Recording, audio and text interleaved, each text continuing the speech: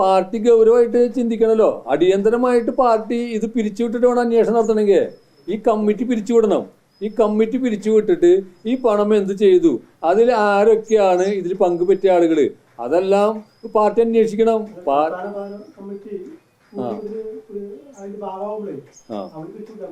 അല്ല ഇത്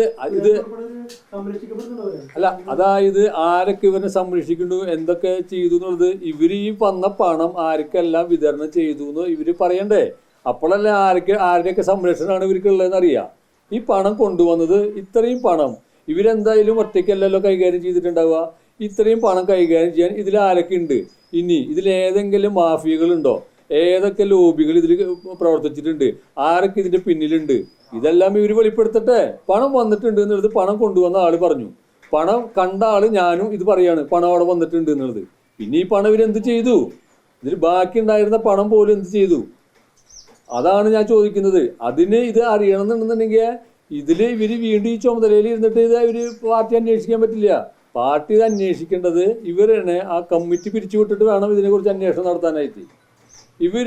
ഞാനിത് പറയും, ഇവര് ഈ ചെയ്ത കാര്യങ്ങള് ആളുകൾക്കാണ് ഇനി അടുത്ത ചുമതലയിലേക്ക് പോകാൻ വേണ്ടിയിട്ടാണ് ഇവരൊക്കെ ഇതൊക്കെ ടീമായിട്ട് നിൽക്കുന്നത്.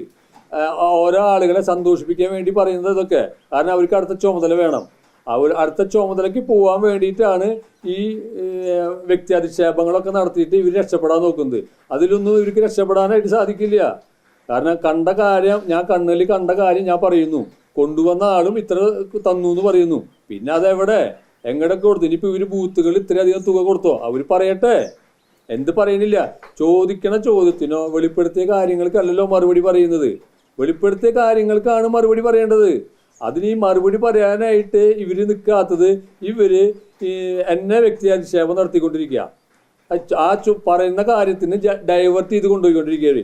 വ്യക്തി അധിക്ഷേപം നടത്താനാണെന്നുണ്ടെങ്കിൽ ഞാനൊക്കെ പറയാൻ തുടങ്ങി ഇഷ്ടംപോലെ കാര്യങ്ങൾ പറയേണ്ടി വരും. അതിനൊന്നും ഞാൻ മെനക്കെടുന്ന ആളല്ല. കാരണം ഞാൻ പറഞ്ഞിട്ടുള്ളത് ഈ കള്ളപ്പണത്തിൻ്റെ കാര്യമാണ്. ആ കള്ളപ്പണം എന്ത് ചെയ്തു, ഇത് വെളിപ്പെടണം, പൊതുസമൂഹത്തിന് ഇത് ബോധ്യപ്പെടണം.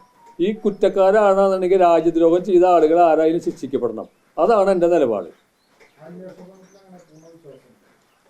എൻ്റെ മൊഴി എടുത്ത സമയത്തല്ല എനിക്ക് ഈ ആ സാഹചര്യങ്ങളൊക്കെ നോക്കിയപ്പോൾ അന്വേഷണം നല്ല രീതിയിൽ പോകും എന്നുള്ളത് തന്നെയാണ് എൻ്റെ വിശ്വാസം. പിന്നെ ഇനി അന്വേഷണം മുന്നോട്ട് പോകുമ്പോഴാണ് ബാക്കിയുള്ള കാര്യങ്ങളെല്ലാം നമുക്കറിയുള്ളൂ.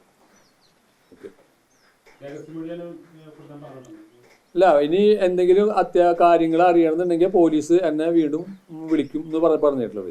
ആ സമയത്താണ് പോലീസിന് ഇനി എന്താണ് കൂടുതൽ എന്നോട് ചോദിക്കാനുള്ള വെച്ച് കഴിഞ്ഞാൽ ആ കാര്യങ്ങൾ ഞാൻ പോലീസിനോട് പറയേണ്ടത്.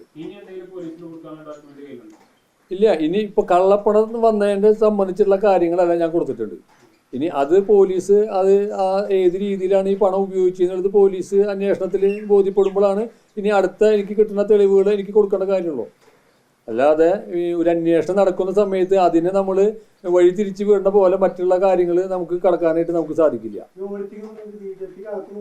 BJPക്ക് അകത്തുള്ള ഓഡിറ്റിങ്, അതായത് ഇത് ചെയ്യേണ്ടത് ശരിക്കും ജില്ലാ പ്രസിഡന്റും ട്രഷററും കൂടിയിട്ടാ. അതുപോലും അവർക്ക് ചെയ്യാനായിട്ട് അറിയില്ല അവിടെ.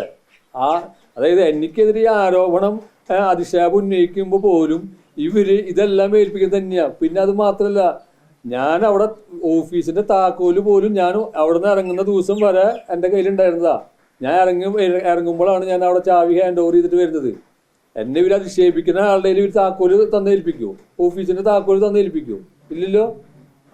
അപ്പൊ ഇതിനെല്ലാം മറുപടി പറയുന്നത് അവരാ. മറുപടി പറയണം ജില്ലാ നേതൃത്വം, എന്തായാലും മറുപടി പറയണം. അത് പാർട്ടിയുടെ സംസ്ഥാന നേതൃത്വം ആദ്യം തന്നെ ഈ ജില്ലാ ഘടകത്തിന് പിരിച്ചുവിടണം. എന്നാലാണ് എന്നിട്ട് ഒരു മുതിർന്ന ആട് ജില്ലയുടെ മേൽനോട്ടം വഹിച്ചിട്ട് വേണം ഈ വക കാര്യങ്ങൾക്ക് കടക്കാനായിട്ട്. ആണ് എനിക്ക് പറയാനുള്ളത്.